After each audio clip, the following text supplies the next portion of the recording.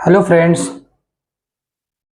मैं डॉक्टर ऋषिकेश तिवारी आप लोगों का सियान एकेडमी के ऑनलाइन सेशन में एक बार आपका फिर से स्वागत करता हूं। दोस्तों, आज के लेक्चर में हम लोग स्पेसिफिकली है CSIR नेट का एक टॉपिक लेके उपस्थित हुए हैं। जैसा कि हम लोग लेक्चर सीरीज पढ़ रहे हैं इंडोक्राइन सिस्टम के बारे में, जो CSIR नेट का एक बहुत इंपॉर्टेंट टॉपिक है। तो आज हम लोग क्या करेंगे, इसमें एक टॉपिक को डिस्कस करने जा रहे हैं, थायराइड ग्लैंड को। थायराइड ग्लैंड हमारे शरीर का सबसे इंपॉर्टेंट ग्लैंड है और बहुत सारी फिजियोलॉजिकल एक्टिविटीज को, बॉडी को बैलेंस करता है और रेगुलेट करने का काम करता है। इसका इफेक्ट लगभग बॉडी के हर सिस्टम पर होता है, इसलिए थायराइड ग्लैंड और इंपॉर्टेंट हो जाता है। थायराइड ग्लैंड हमारे नेक रीजन में प्रेजेंट एक बाइलोब्ड, दो लोब का बटरफ्लाई शेप्ड ग्लैंड होता है। थायराइड ग्लैंड कि दोनों लोब आपस में कनेक्टेड रहते हैं, जिस नॉन ग्लैंडुलर टिश्यू से उसको कहते हैं एस्थमस। जबकि लोब जो होते हैं वो ग्लैंडुलर सेल से बने होते हैं, ग्लैंडुलर इपिथेलियम के मिलके बने होते हैं। थायराइड ग्लैंड में हम लोग देखेंगे कि यह एक ऐसा ग्लैंड है जिसमें आपका ब्लड सप्लाई अगर देखा जाए तो पर ग्राम टिश्यू बॉडी में वह मैक्सिमम इसी ग्लैंड से होकर के पास करता है, गुजरता है। बॉडी की सबसे बड़ी इंडोक्राइन ग्लैंड है ये, और बॉडी की सबसे बड़ी ग्लैंड जो होती है वो लीवर होती है। जबकि इंडोक्राइन ग्लैंड में यह ग्लैंड होता है जो लगभग 30 ग्राम का होता है, 30 ग्राम का यह ग्लैंड होता है। और यह एक ऐसी ग्लैंड है, बॉडी की इंडोक्राइन ग्लैंड है जो हार्मोन्स का स्टोरेज करती है, और कोई भी ग्लैंड हार्मोन्स का स्टोरेज नहीं करती है एक्सेप्ट थायराइड ग्लैंड। केवल थायराइड ग्लैंड हार्मोन्स का स्टोरेज करती है, और यह लगभग इतना हार्मोन्स स्टोर रखती है कि अगर थायराइड ग्लैंड का मेल फंक्शन हो जाए कुछ समय के लिए, तो लगभग ये 6 महीने या उससे भी ज्यादा बॉडी की फिजियोलॉजिकल एक्टिविटी को नॉर्मली रेगुलेट कर सकता है। तो यह इस तरह का ग्लैंड है। और इस ग्लैंड में अगर देखा जाए तो जो इसके लोब्स होते हैं उनमें मेनली दो तरह की सेल्स पाई जाती हैं। एनाटॉमिकली अगर हम देखें तो दो तरह की सेल्स पाई जाती हैं। पहली जो सेल्स होती है उसको हम लोग कहते हैं फॉलिकुलर सेल्स, जिनकी संख्या ज्यादा होती है, और दूसरी सेल जो होती है उसको हम लोग कहते हैं पैराफॉलिकुलर सेल, सी सेल कहते हैं। उनकी संख्या कंपैरेटिवली कम होती है, मतलब 80-20 का रेशियो होता है फॉलिकुलर सेल्स में और पैराफॉलिकुलर सेल्स में।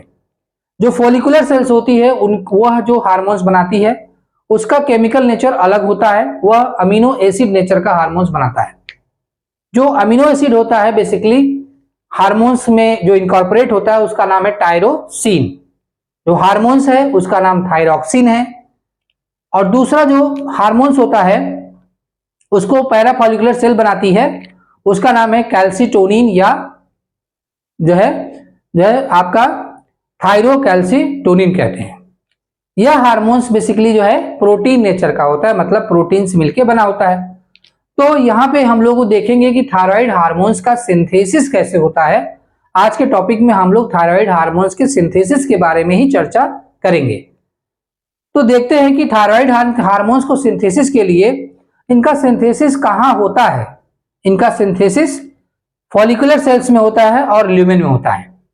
जो थायराइड हार्मोन्स ग्लैंड होती है उसके अगर हम एक फॉलिकुलर सेल का स्ट्रक्चर बनाएं, एक फॉलिकुलर सेल्स को अगर हम बनाएं, थायराइड हार्मोन्स के स्ट्रक्चर में अगर एक फॉलिकुलर सेल्स का स्ट्रक्चर हम बनाएं तो कुछ इस तरह का होता है, और बीच में इसका हो जाता है ल्यूमेन। ये इसका ल्यूमेन है, जैसे यह इसका ल्यूमेन का रीजन है, यह इसका ल्यूमेन का रीजन है। तो जो एक्शन होता है, और इसके आसपास क्या होती है, ब्लड सप्लाई भी होती है। तो आसपास क्या होती है, ब्लड सप्लाई। तो इसी को हमने यहाँ पे मैग्नीफाई किया हुआ है स्ट्रक्चर को। इस स्ट्रक्चर को हमने यहाँ पे थोड़ा मैग्नीफाई कर दिया है।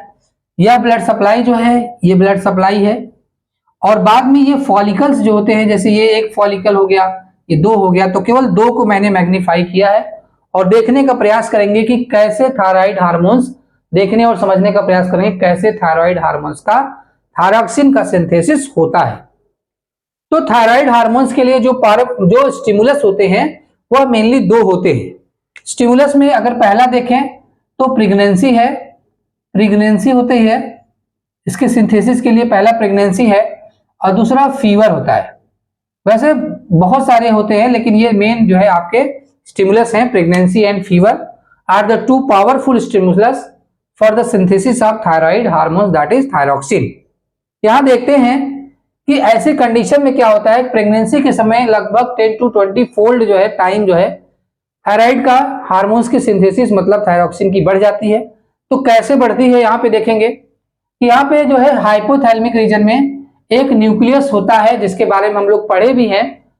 जब हाइपोथैलेमस के हार्मोन्स को डिस्कस कर रहे थे तो हमने बताया भी था कि ये न्यूक्लियस का नाम है पैरावेंट्रिकुलर न्यूक्लियस। यह पैरावेंट्रिकुलर न्यूक्लियस क्या करता है, एक हार्मोन्स बनाता है। और यह भी पूछा गया CSIR में कि सबसे छोटा हार्मोन 3 ट्राइपेप्टाइड 3 पॉलीपेप्टाइड जो है अमीनो एसिड का होता है जिसका नाम है TRH।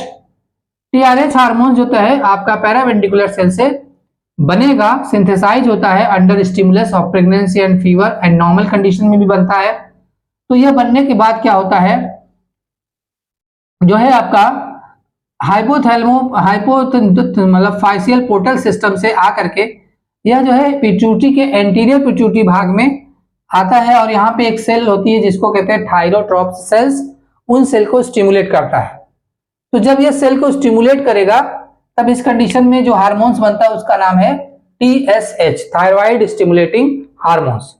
Thyroid stimulating hormones blood के थ्रू या ब्लड में आता है और ब्लड के थ्रू क्या करता है कि जो फॉलिकल होते हैं, थायराइड के फॉलिकल होते हैं, या ब्लड से होते हुए थायराइड फॉलिकल पर प्रेजेंट जो है रिसेप्टर से बाइंड करता है। यहाँ पे जो रिसेप्टर होता है वो GPCR टाइप का होता है। रिसेप्टर जो है वो कैसा होता है, GPCR टाइप का रिसेप्टर है, ग्वानिन प्रोटीन कपल रिसेप्टर होता है, सर्पेंटाइन रिसेप्टर भी इसको कहते हैं, हमने डिस्कस किया है। और यह जो है आपका इनएक्टिव स्टेट में होता है। जैसे ही इससे TSH जो कि प्रोटीन नेचर का हार्मोन से बाइंड करता है वैसे इसके मतलब कि इंट्रासाइटोसोलिक रीजन के अंदर जो है आपका GTP बाइंड करता है और यह एक्टिवेट हो जाता है। यह क्या हो जाता है, एक्टिवेशन हो जाता है। और यह जो है आपका ट्राइमेरिक प्रोटीन जो है जी स्टिमुलेटरी प्रोटीन जो है एक्टिवेट होने के बाद यह इंटर्न किसको एक्टिवेट कर देता है, एडेनोलेट साइक्लेज एक एंजाइम है जो प्रेजेंट होता है प्लाज्मा मेम्ब्रेन पे, मेम्ब्रेन ऑफ फॉलिकल पे प्रेजेंट है।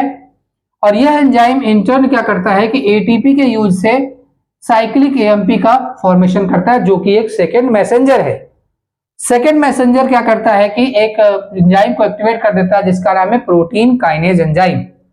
और प्रोटीन काइनेज एंजाइम फिर क्या करेगा, आता है जो है न्यूक्लियस के अंदर, और न्यूक्लियस के अंदर क्या करता है, सेगमेंट ऑफ DNA को एक्टिवेट कर देता है जिसको जीन कहते हैं। और जिसके कारण क्या होता है कि mRNA का सिंथेसिस होता है, जो बेसिक मेटाबॉलिक मशीनरी वो एक्टिवेट हो जाती है और mRNA से प्रोटीन बनता है। और प्रोटीन को क्या किया जाता है, जो है सेंड कर दिया जाता है रफ एंडोप्लाज्मिक रेटिकुलम में। यह जो है रफ एंडोप्लाज्मिक रेटिकुलम में जाएगा, वहां पे प्रोटीन का फोल्डिंग मॉडिफिकेशन होगा और साथ ही साथ फिर वो जाएगा गोल्गी जो है कॉम्प्लेक्स में या गोल्गी बॉडी में, वहां भी इसका मॉडिफिकेशन होकर के पैकेजिंग हो जाता है। तो जो ये पैकेजिंग जो प्रोटीन बनती है, इस प्रोटीन का नाम हम लोग आगे देखेंगे थायरोग्लोबुलिन प्रोटीन होता है। तो इस प्रोटीन का नाम हो गया थायरोग्लोबुलिन, थायरोग्लोबुलिन ये प्रोटीन है थायरोग्लोबुलिन। और यह प्रोटीन वेसिकल के अंदर पैक रहती है। बाद में मतलब कि एक्सोसाइटोसिस के थ्रू या एक्सोसाइटोसिस हुआ तो इसके बाद यह क्या होता है, प्रोटीन ल्यूमेन में आ जाती है, मतलब यहां से इस रीजन में पहुंच जाता है, ल्यूमेन में पहुंच गया। अब ल्यूमेन में प्रोटीन पहुंच जाता है, इस प्रोटीन का नाम थायरोग्लोबुलिन है। थायरोग्लोबुलिन प्रोटीन में जो मेन अमीनो एसिड इनकॉर्पोरेट हुआ है वो टायरोसिन है। टायरोसिन एक एरोमेटिक अमीनो एसिड होता है, तो वाटर में बहुत ज्यादा सॉल्युबल भी नहीं होता है।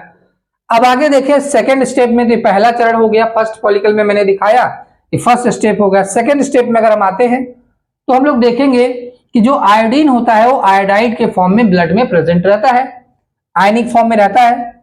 आयोडाइड फॉर्म में जो आयोडीन है ब्लड में वहां पे इसका कंसंट्रेशन कम होता है, जबकि सेल में कंसंट्रेशन ज्यादा होता है, हाई कंसंट्रेशन होता है। दूसरा जो है यहाँ पे इसका ट्रांसपोर्ट होना है किसमें, फॉलिकल सेल के अंदर। तो इसका ट्रांसपोर्ट कैसे होता है, सेकेंडरी एक्टिव ट्रांसपोर्ट होता है बेसिकली।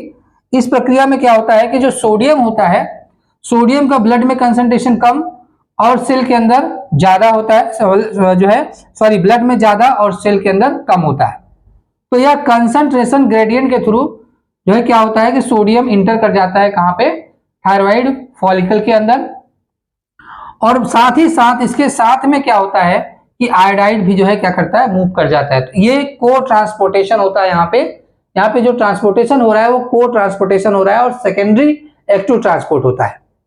सेकेंडरी एक्टिव ट्रांसपोर्ट में डायरेक्ट एटीपी यूज नहीं होता है, इनडायरेक्टली एटीपी यूज किया जाता है।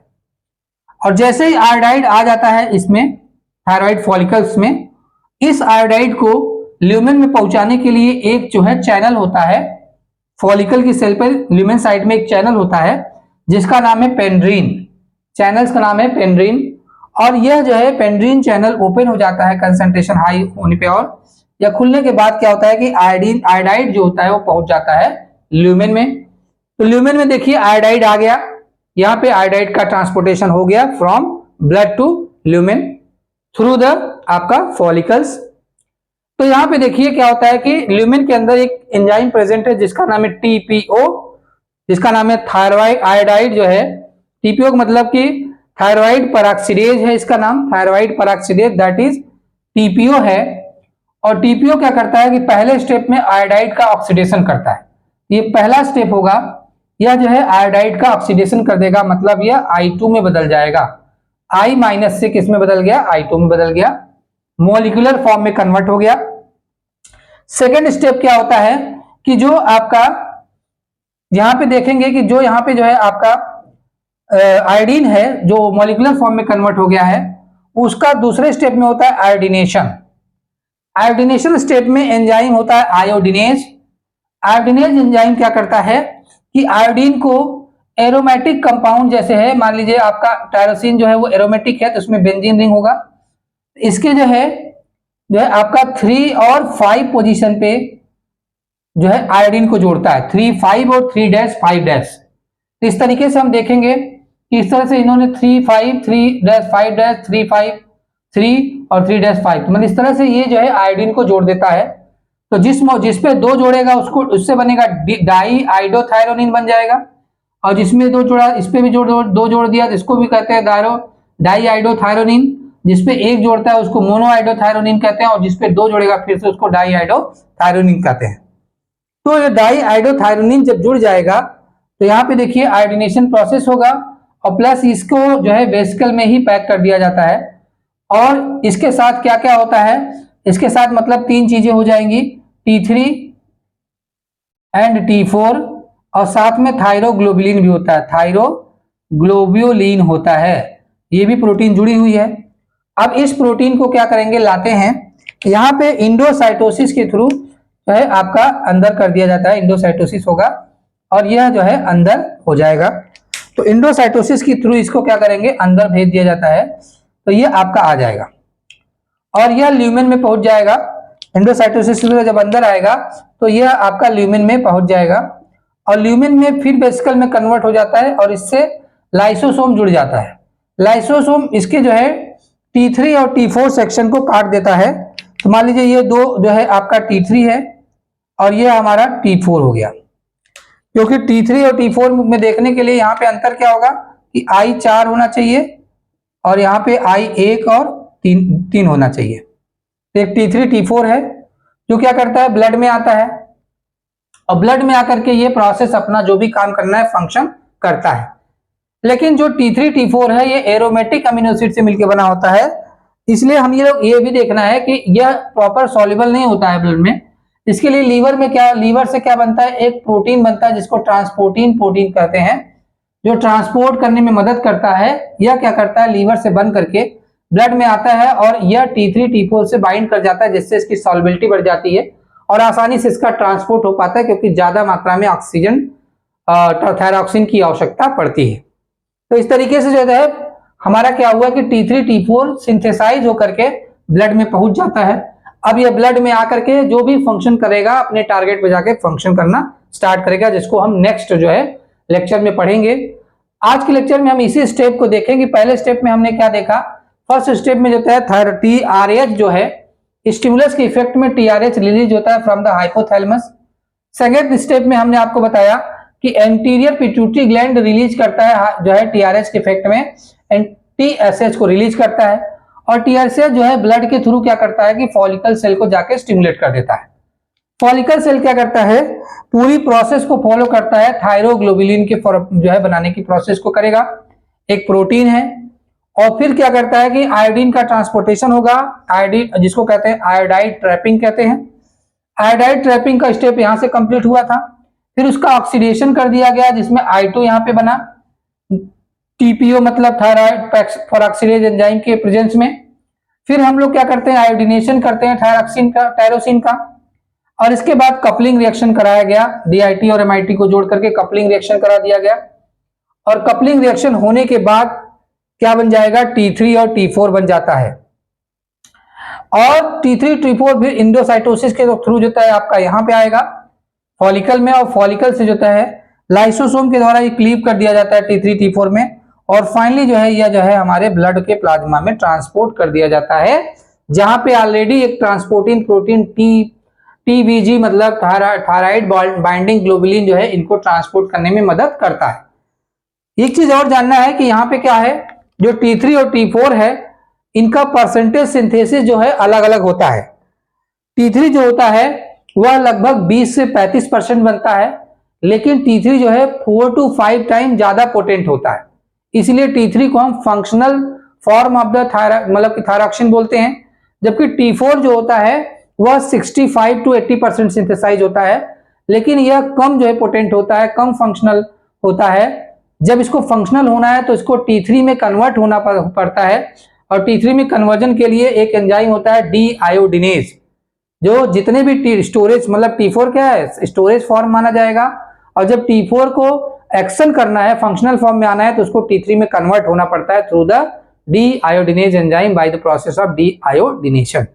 तो इस तरीके से हम लोगों ने देखा कि कैसे जो है आपका हाइपोथैलेमस पिट्यूटरी ग्लैंड से होते हुए TSH से हमारा जो है कैसे थायरोग्लोबुलिन बना, थायरोग्लोबुलिन कैसे आयोडीन से कनेक्ट होता है, आयोडीन से कनेक्ट होकर कैसे T3 T4 थायरॉक्सिन का निर्माण करता है, फॉर्मेशन करता है, एंड फाइनली यह ब्लड में पहुंच जाता है।